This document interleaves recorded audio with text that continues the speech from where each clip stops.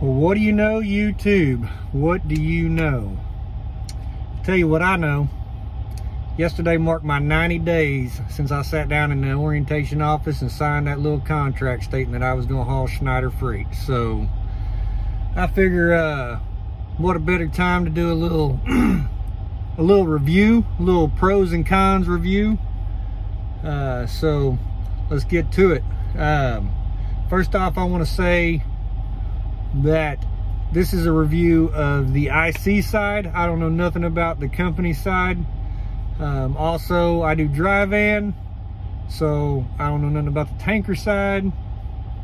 And third, I'm on their air board, their all-in revenue board. Apparently they run two different boards. I think the other one's called the Legacy. The board I'm on, when they say the all-in revenue, all I see is what the total revenue to me is. I don't see the breakdown of the line haul fuel surcharge. I don't have to figure up a percentage of what I'm getting. Matter of fact, I don't know what percentage I'm getting, because apparently different loads you get different percentages on. All I see is what I'm getting. If I like it, I pick it. If I don't like it, I don't mess with it. So simple enough.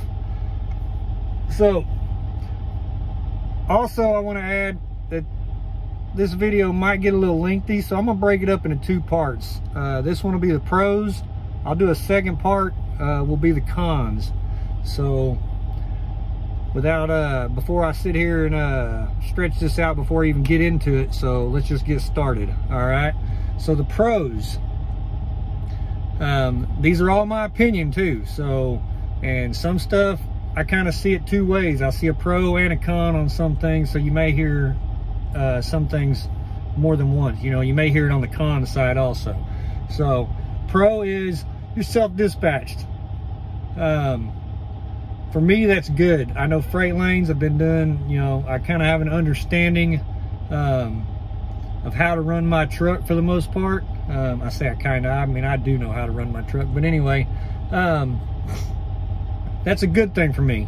If you don't understand freight lanes, you're not self-motivated, that's another thing. You gotta be self-motivated if you're gonna self-dispatch. So, but yeah, so for me, that's a good thing. I don't deal with nobody. I don't have to wait on nobody to send me a load. Matter of fact, one of the other pros is you can pre-plan yourself. I usually have 2 to 3 loads lined up on a pretty regular basis. Unless I'm doing recaps and I'm running kind of thin on loads, then I'll kind of hold off a little bit and before I move on to the next one. But anyway, so yeah, you can pre-plan, self-dispatch. Those are all cons or pros for me. Their load board, the load board is simple. I ain't got to call nobody. I scroll through it. If I see something I like, check the details on it. If everything is kosher on it, all I do is push a little assign button and it assigns it to me. So simple, easy, no issues to it. You don't have to call nobody. There's no, I've heard of other people's load boards where there's this, you kind of got to wait to see if you get it or not because there may be somebody in front of you. Ain't none of that. If it's on the board, it's available. You see it, you point on it, you click it, it's yours. All right, so that's a pro. Another pro that I see with Schneider is their freight base. There's a lot of drop and hook. I come from a flatbed background, so this is my first time doing dry van. So drop and hook is new to me for the most part. In flatbed, if you do a drop and hook, kind of sucks because you got to move all your tarps and everything. But in dry van, I'm kind of digging it. I'll just be honest. And there's a lot of drop and hook, and you know, pull in, drop your trailer, grab your loaded trailer, move on. Drop your loaded trailer, grab an empty trailer. As long as they got an empty, I've had a conversation about this, but which doesn't happen very often. But yeah, a lot of drop and hook freight, so that's a pro to me. I like it. I like the fact that I can keep moving, move right on to the next one, ain't gotta wait on nothing. Another pro,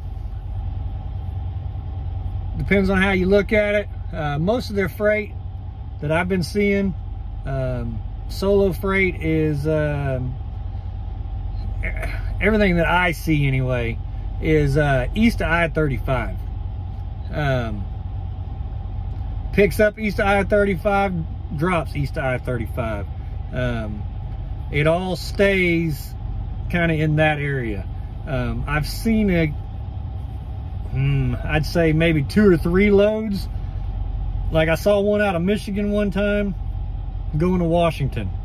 I saw one, I think down by Laredo one time going to California. There's freight over on the West Coast, so I don't want people to get that misconstrued. There is freight on the West Coast, but when what I've looked at over there, it looks like it all stays over there.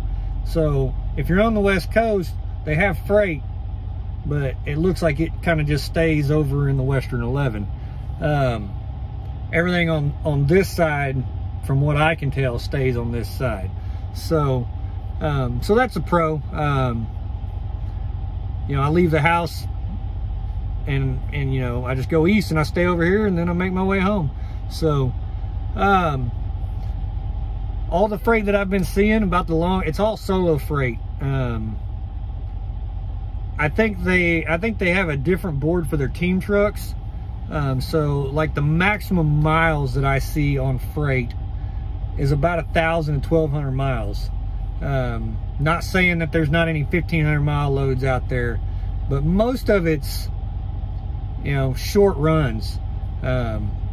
Pick up today, drop off tomorrow. That's a pro. I consider it a pro.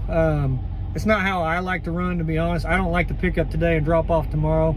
I kind of like to drop one day, pick up the same day, run the next day, do a drop and pick up on the, you know, like Monday, Wednesday, Friday kind of deal. I don't like dropping this day, dropping this day, dropping this day, you know. Some people do. Some people swear by the short game, like all those different loads. I'm not real big on it, but the fact that their freight doesn't go more than about 1,200 miles, that works for me. Keeps me over here where, you know, where I want to run at, and works. So like I said, that's pro. Next one I got on my list is home time. I just be honest, like, you can go home whenever you want to. Like I said, you're self-dispatched, you know, route yourself to the house and go home. You can make however much money. If you want to make peanuts, make peanuts. If you want to come out here and make decent money, then come out here and make decent money. I have ran for a little while where I went home every weekend. And I did make it work, but it was kind of tough. I thought living in Oklahoma City would make it easy, but what I have found is, like I said, all the freight is kind of a little farther out east. So I can do kind of like a little triangle and get myself back, but it's kind of hit and miss as to whether or not I can make any money or not. So I like to run about 12 days, 10 to 12 days, and then go to the house. So I'm home every other weekend is how I like to run. So yeah, home time, you can do it whenever you want to. You don't have to send a message or ask somebody. You want to go home, you go home. So that's a plus to me.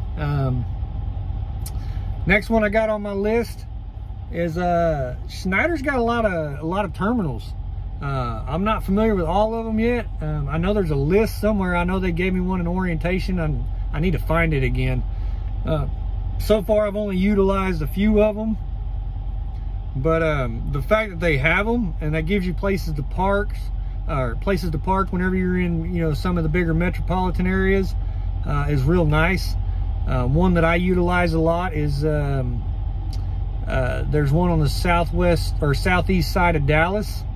I've used it several times. Dallas, North Texas is kind of my gateway home. I have found to get home, I got to go to Texas and then find something either going to Oklahoma or going through Oklahoma. So I kind of go down that way quite a bit. I've utilized one in West Memphis, Gary, Indiana. They got one in Charlotte, North Carolina that I've been to. So, you know, they're all over the place. To my understanding, I think there's about 25 or 26 of them. I'm not positive on that, but and then they got drop yards all over the place that you can still utilize and park at too. That's another thing I'd probably need to get a little more familiar with. But so yeah, they're terminals. They're all over the place. You can utilize them. Place to park. Place to get your 90-day inspections done. You know, get some service work done if you need it. So yeah, terminals, that's a plus. I like the fact that they got multiples. Another plus I have on my list, and hear me out. They have orange trailers. I'm not a fan of orange, don't get me wrong. I'm an Oklahoma Sooner boy all day long, and Oklahoma State Cowboys is our in-state rivalry. And you know, so our house is, you know, we bleed red and crimson. You know, that's what we bleed at my house. So there ain't no orange in our house. But what I'm getting at though with the trailers being orange though, when you pull into a DC and you're looking at a sea of white trailers, an orange trailer stands out like a sore thumb. It makes it way easier to find a Schneider trailer. So I really like that. I mean, I don't know if that was kind of how they planned it or whatever when they decided to do their trailers in orange, however far back it was, I don't know. But having an orange trailer in a sea of white trailers is a huge bonus. It makes it so easy to find a trailer. So that's a pro to me, having an orange trailer. I don't know why. I don't like orange, but it makes things a lot easier when it comes to trying to find yours. So next thing on my list, Schneider has fuel discounts. Now they vary a little bit. They change them up. I don't know if it's every month or how. I think it's every month. I think they'll renegotiate the fuel discounts. All of our fuel discounts are with Pilot and Flying J, which for me I kind of like. I like to change it up once in a while and go to a Love's or a TA every so often, but for the most part, that's usually where I go anyway. I prefer Pilot's coffee, so you know that kind of has a tendency to draw me in a little bit. So yeah, I like their fuel discounts. I'll say that they could be better, but I think we all would say that too, no matter where you're at. No matter where you're at, you're gonna wish that the fuel discounts was better. So, but yeah, got fuel discounts over here, so that works. Next thing I got on my list is they got everything is on this little tablet on our dash here, little Android tablet. Our hours of service is on there. I mean, they got all kinds of apps on there. What they call our workflow, like when you show up somewhere and you send your arrival call, that it is in step by step, like it is in order. Like, hey, I dropped my trailer, and then just as soon as you select that you dropped your trailer, it automatically generates a DVIR for you to do on the trailer that you just dropped off. So like, I like that feature a lot. It's not, I don't have to go in and search, all right, well, where's my trailer inspection? You know, like, all right, well, there's my, you know, you ain't got to do none of that. It automatically, everything is in order, step by step by step. Like, and once it's completed, it'll show everything's completed, and then you can click on your next load and activate your next load, and it'll generate the next load right up. It'll ask you what your fuel level is, and then you got to give it a little bit of time, but then it'll send you navigation, all the navigation directions and everything on the next load. Now, I don't always follow it because I kind of like running certain routes. I don't like running through the woods a lot. A lot of times their routing is shortest route possible, and if you've ever drove a truck, sometimes that's not the best route. Sometimes it's a little better to run around about and stick to an interstate or something, or to dodge some traffic or something, you know. But it will generate, and it will also give you recommended fuel along your route too.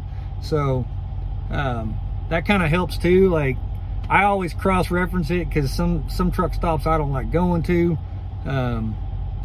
I don't care if they're a penny cheaper than one 20-30 miles up the road. I don't care. Some of them just don't make sense trying to get in and out of them. They're too crowded. You lose a whole lot of time, or they're real little and they're awkward to get to. Sometimes it's not worth it. So I always cross-reference my fuel stops with what they got on there, and then I kind of pick and choose where I want to stop at. But I take it into consideration, though. I'll look at what they've suggested, and then I'll go from there usually. So, all right, that's a plus. Their tablet. The last thing I have on my list, and this was kind of a big deal at my last company. Not all the time, but it had a tendency to happen, and so it hasn't happened yet here. So what I'm going to say is load numbers and pickup numbers. When you go to a shipping office, every time I've been to a shipping office in this first 90 days, I have had the correct number. I have had every number that they need. I've had the correct number. I don't never have to go call somebody and say, hey, this number ain't working for them, or hey, this number's already been picked up, I need a different load number. None of that. I had that issue with Prime when I did flatbed with them. Not all the time. I won't say I'd had it all the time, but there was times that we would show up and it could turn into, the thing with, like, you would send a message to your dispatch, say, hey, this load number don't work. Well, now you're waiting for dispatch to send a message to the sales department. Now you got to wait for sales to contact their customer to find out the correct number, and then it comes back down. Then it comes to your dispatch. Well, if your dispatch has got 50 or 60 trucks on their load board, that message may be sitting in their inbox for a little while before they send it to you. So now you've sat and waited for, heck, 45 minutes to an hour maybe for somebody to send you the correct load number just so you can pick up the load you're there to pick up. That's frustrating to me. Stuff like that, like, I haven't dealt with that here. Every time I've went somewhere, I've had the numbers that I need to pick my load up. So, big bonus, big pro. Like I said, I've only been here 90 days. Maybe it's an issue once in a while. I don't know, but so far, hasn't happened. Happy about it. So, anyway, that's the last one I have on my pros. I'm sure that I left something out somewhere. But anyway, I've already rambled on for 18 minutes, so we'll just call this a day. Like I said, I'll do a cons on another video. If you run for Schneider, if you've ever ran for Schneider, and there's something you want to add in the comments below, maybe something that I missed, throw it in the bottom, let me know. Yeah, so, but yeah, give me a thumbs up. If you're not subscribed, hit that subscribe button, and I'll see y'all on the next one. Y'all have a good day.